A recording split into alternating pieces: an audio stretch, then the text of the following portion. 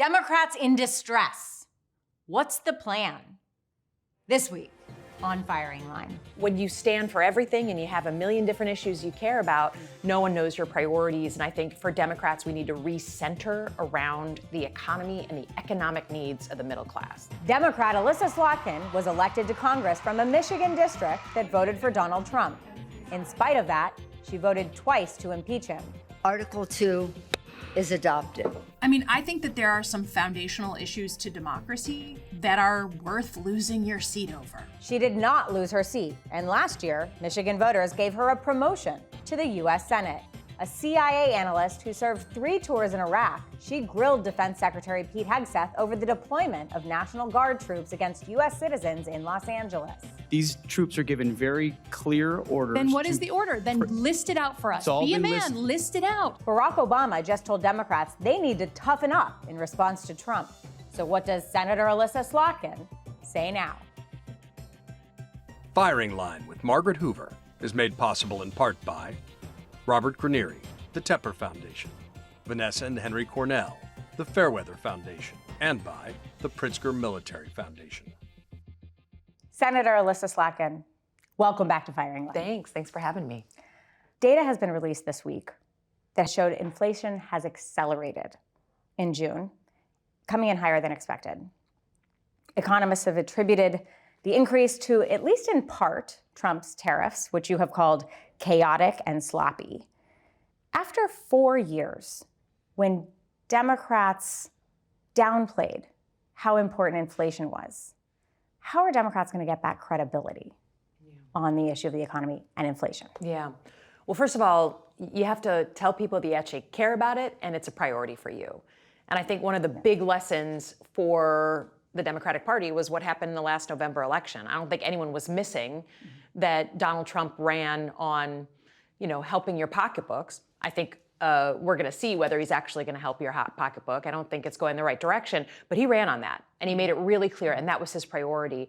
And so when you stand for everything and you have a million different issues you care about, no one knows your priorities. And I think for Democrats, we need to recenter around the economy and the economic needs of the middle class. This week, President Trump announced a new agreement for the United States to sell weapons to NATO, who will then provide them to Ukraine. He also warned that he would impose steep tariffs on Russia if Vladimir Putin does not make peace within 50 days. In the past, you have not hesitated to criticize President Trump for, quote, cozying up to dictators and kicking our allies in the teeth. But you did give him credit for recognizing that Putin cannot be trusted. Finally. Do you believe he will follow through? I think this President Trump clearly thought that he could handle Putin, that he as a deal maker could come in and solve the Ukraine crisis. He always, I think, gave preferential sort of treatment and credit to Vladimir Putin in ways that I could never understand. They have a bromance I just do not get. So I think that the president is learning what many of us were real clear on, which is Putin can't be trusted. He's not an honest actor, and he's trying to apply more pressure. Whether that works or not by giving him yet another goalpost, we'll see. I don't think Putin is looking to bend to anybody when it comes to Ukraine. Are we between the bombing of the Iranian nuclear facilities and a change of heart vis-a-vis Putin, potentially seeing a return to U.S. deterrence? I don't know. I think President Trump, you watched how quickly he wanted to stop talking about that bombing in the Middle East. I think for most presidents, if they have, a relatively successful bombing of nuclear facilities, they're talking about that for more than 2 days. It does send a signal to our adversaries, though, doesn't it? Absolutely. I think for sure. When it came to that strike, to me, it was, that sort of strange feeling when someone you don't like does something you think is potentially a good thing. Yeah. But I think the president really sort of took this strike and sent a signal to the Iranians who, for many years, have not believed fundamentally. Not just the Iranians. Right. Right? Well, Xi Jinping, potentially, Vladimir Putin. I think certainly when we talk about deterrence in military terms, we talk about capabilities and intent. Everyone knows, I think we have the most powerful military in the world, but do we actually use it? I think a lot of countries around the world are just not sure. And with the strike in Iran, I will say that it sent a signal, particularly in the Middle East, that if you don't engage with us productively, America will act. Senate Republicans this week voted to approve President Trump's request to rescind $9 billion in already appropriated funds, including $1 billion to public broadcasting. Yeah. What is your reaction to the potential impact broadly, but also to PBS? I mean, for me, first of all, I think it's hard to overstate how many rural communities around the country depend exclusively on the news, the warnings, the alerts, the weather alerts that come out of their local news station, which is an affiliate of public broadcasting. It's hard to overstate how many of us grew up on things like Sesame Street and educational programming that was only available because of public broadcasting. I looked across the aisle at my colleagues who were voting yes on this cut. This is part of money that they supported a year ago. Congress has the power of the purse. That's in the Constitution, that's foundational. And my colleagues are just willing to give away all their power and say, you know what? If the president tells us to cut something that we voted on a year ago, let's go ahead and cut it. It really undercuts the leadership of this branch of government. So I think we're going to see more of these packages, and it's going to have more deep impact on American citizens. So even though this is a small amount of money, this has a consequence far beyond. Yes. And I think it's interesting, right? Because in the past 2.5, 3 weeks, we voted on the president's signature piece of legislation, the Big Beautiful Bill, which increased American U.S. debt by $3 trillion, with a T, trillion dollars. So then this week, when we go to change, and cut back on, $9 billion, I just want everyone to remember, trillions versus billions. Billions, in this case, is a drop in a bucket compared to the $3 trillion we just added to our debt. Why would the Senate voluntarily choose to undermine their own power? I think that it just comes down to pressure and fear. I mean, it's not any more complicated than that. What are they scared of? They're scared of him putting the hot spotlight right on them, having all his followers go after them. They're worried about getting a primary challenge and him paying for it. And then at a very base sort of level that I'm sympathetic with, they are worried about their physical security if he riles people up against them. And I've seen that, right? We've seen leadership climate is set at the top. If he turns against someone, we shouldn't be surprised when people at the grassroots level are plotting against some of these people. So I sort of feel for them, but if you are scared to cast a vote that is important to your constituents, this isn't the right job for you. Find something else to do. Strikes me that it's easy to say for somebody who's been on 3 tours in Iraq, but most people don't sign up for the Senate thinking they're putting their lives in danger. I understand, but this is the era we're living in, right? So either steel your spine, accept that you're never going to be able to make everybody happy, and that's the way we are right now, and just suck it up, Buttercup. It's a tough job. And that your votes might put you in physical danger, and that's... I wish it weren't that way. It's terrible, and I live that way too, right? But if that's too much for you, there are a lot of other jobs for you out there. Since the 2024 election, the Democratic Party has been through an intense period of soul searching. A poll just this week says 4 in 10 Americans think the Democratic Party is doing a good job. You are a Democrat who won statewide in a state that Donald Trump won decisively. Many Michiganders voted Trump-Slotkin, thousands. You have said you're not waiting for anybody to figure out what the future of the Democratic Party is, so you've created your own war plan to move forward. Yeah. Seems to me the central premise is about savings and the economy. Is it the economy, stupid? Yeah. I mean, this is the United States of America. People have been raised, I was, on the American dream, that if you work hard and you play by the rules, you will do well and your kids will do better. That is the central sort of bargain, right? And not that government is supposed to provide everything for you. We don't believe that, right? In Michigan, no one expects handouts. They expect the government to create the conditions for their success, and then they have to get up every day and work hard to earn it, right? That, to me, is the handshake deal we have as Americans. And right now, people do not feel that deal stands, right? Whether you're my age and you can't afford to send your kids to college, you can't take your kids to Disneyland, you can't pay for summer camp, or the youngest generation that's graduating college and saying, I'm never going to have the life that my parents had. I'm never going to afford the house that they can afford. So I think we have to treat that with the sort of power that it deserves, which is, and I say this as a national security person by training, the biggest threat to our country right now, the existential threat, is the shrinking of the middle class. And it's been going on for a while, but man, we have hit a boiling point. And until we accept that all the pain and the anger and the polarization going on in the country is because people feel like they can't get ahead. And when they can't get ahead, they blame other people. Yeah. President Obama chided Democrats, saying they need to toughen up against Donald Trump. You have said we need more alpha energy in the Democratic Party. Oh, yeah. Are you and former President Obama saying the same thing?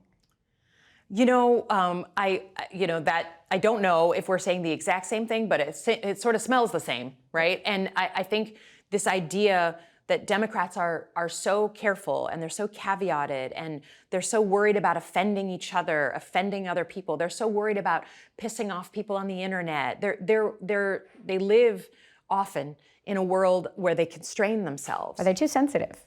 I think some of them, sure, are too sensitive. And this is, to me, the central point is like, especially with Donald Trump in the White House, this is just not a moment to be careful and polite. We need a plan. We need to be on the same page. We need to play as a team. We need to call out when someone isn't helping the team, and we need to hug someone when they do something great. Sounds like what you're saying is, Republicans fear Trump and Democrats fear each other's factions. Sometimes it fear Twitter. I've been shocked. I'm new to the Senate, 6 months in. How many of my peers said, well, Alyssa, I'd love to be with you on that issue, but, Twitter will be mad. The internet, people will be mad. They literally at me. say that? Yeah. There'll be a bad online response. Okay. You've drafted a war plan for Democrats. Mm-hmm. It includes support for small businesses, deregulation and stimulating the housing market, and all of the above energy plan, education reform, a public option for health insurance. All of this is about the economy. It takes on certain sacred cows, as you say. Slaughters them. Slaughters sacred cows. Whose sacred cows? The parties.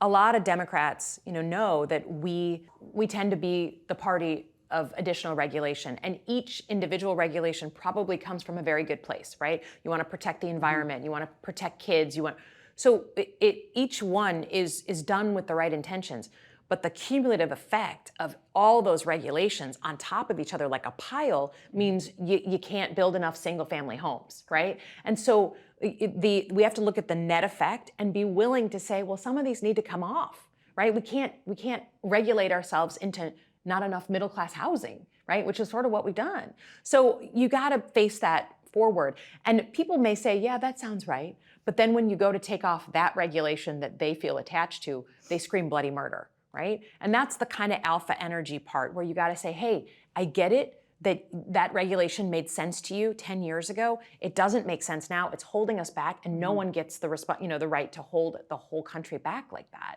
We got to have those tough conversations. So you have said that the seminal sort of split in the Democratic Party isn't about progressives versus moderates.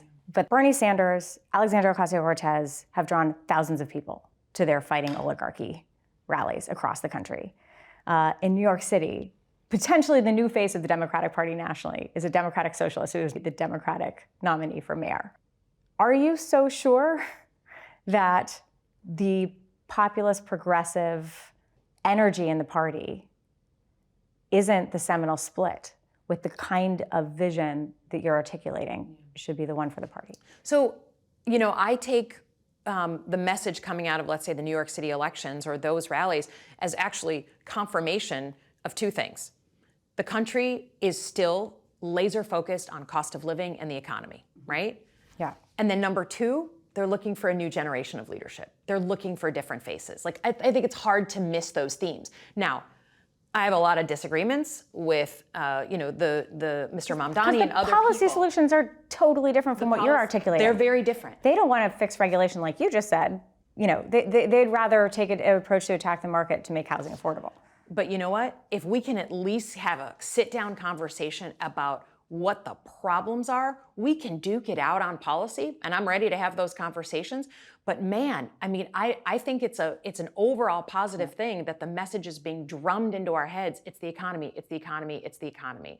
And we can have the argument, and we will, about the right policies. I would offer that an election in New York City is important for New York City. It doesn't have a lot to do with the state of Michigan and the part of the country I'm from, but the sentiment that the economy is not working for all people, not just Republicans who voted for Trump or people in New York City, that is the headline to me. And if we are missing that, then we got bigger problems. Mamdani has refused to condemn the term globalized intifada. He has reportedly told Jewish business leaders and business leaders in New York that he will now discourage the use of the term. But leaders like Senator Chuck Schumer have said what globalized the intifada means is really wrong and should be condemned. If this is the new face of the Democratic Party, should it be condemned? Are you comfortable with him not being willing to condemn the term globalized intifada? I'd have a problem with it because for people like me and a lot of other people I know, it's an offensive term. It connotes violence. Now, there's lots of other people, and I represent the largest Arab and Muslim American population in the country, and I have had long conversations with people where they will say, that's just not how I mean it, that's not how I interpret it.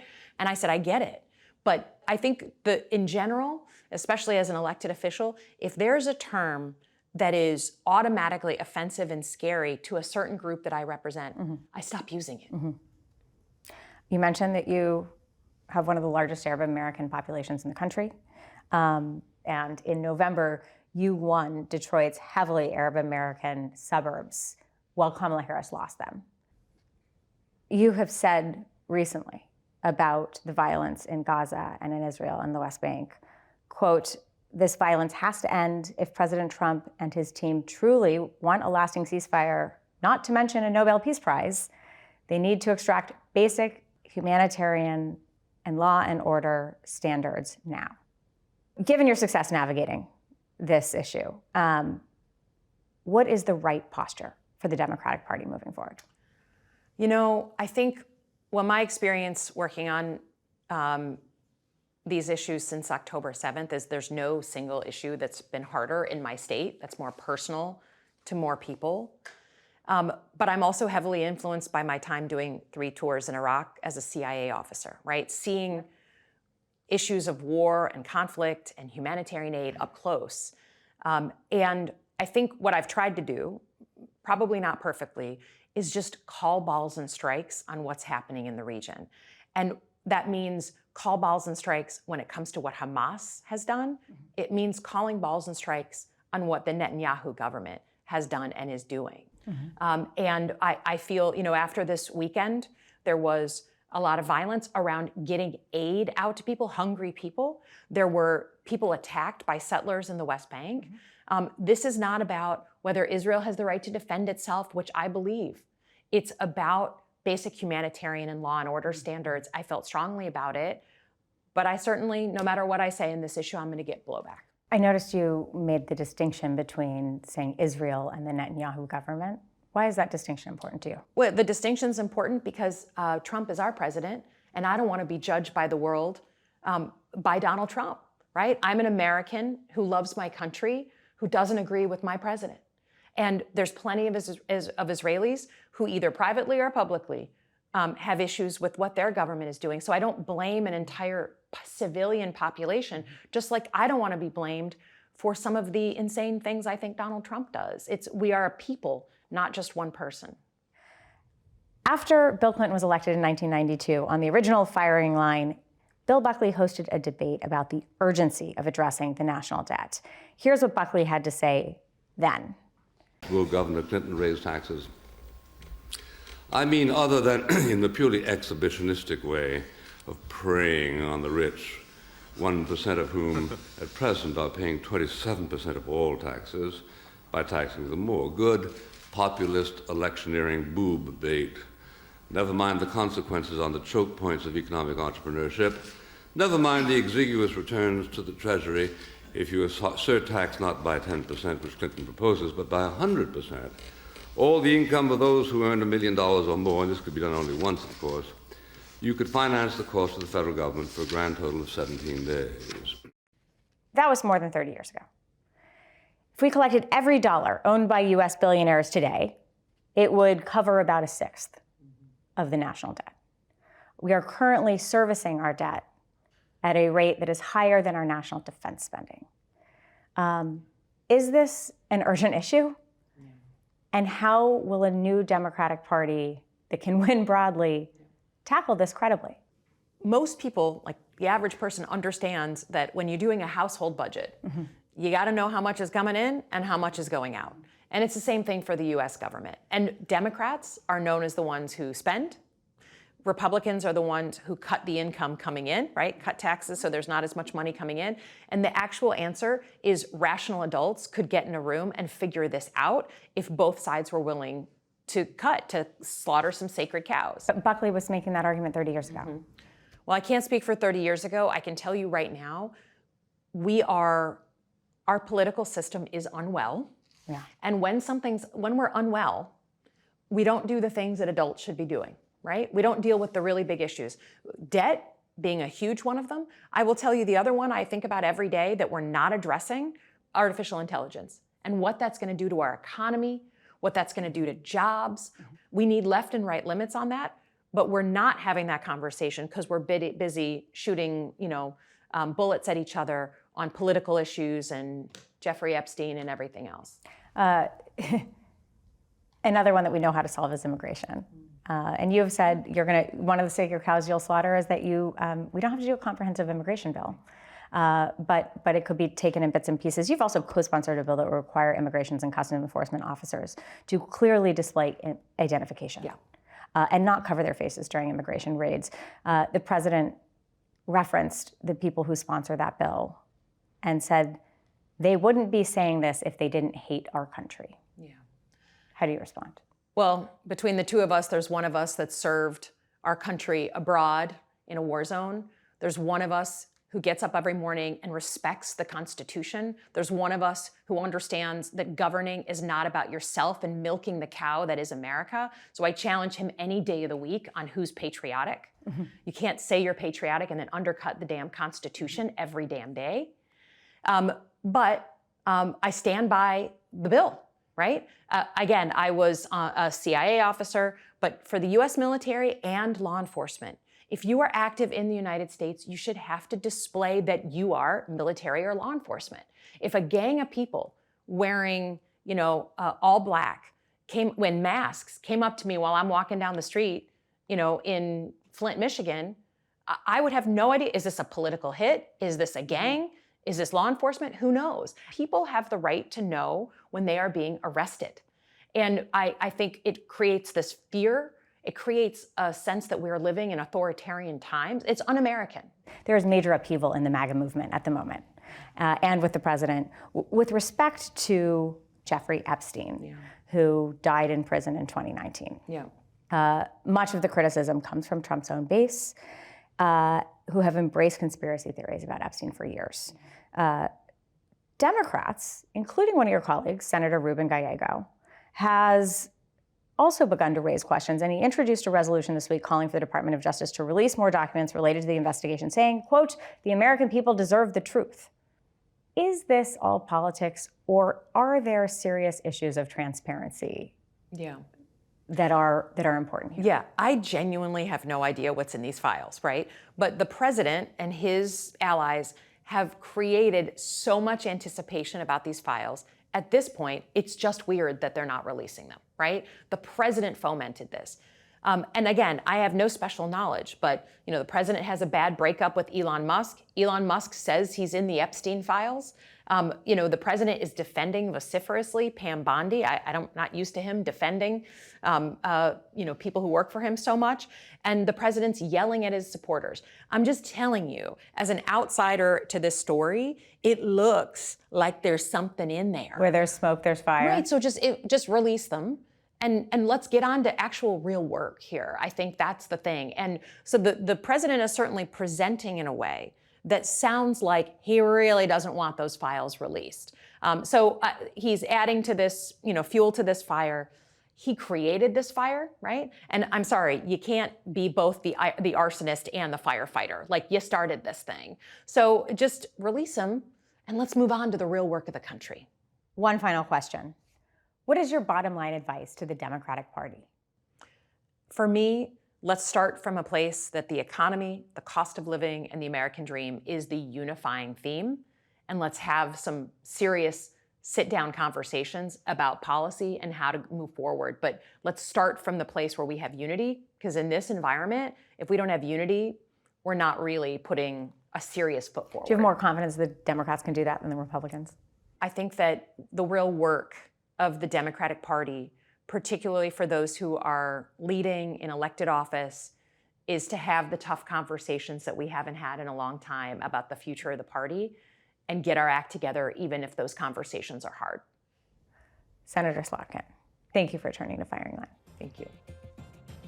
Firing Line with Margaret Hoover is made possible in part by Robert Granieri, the Tepper Foundation, Vanessa and Henry Cornell, the Fairweather Foundation, and by the Pritzker Military Foundation.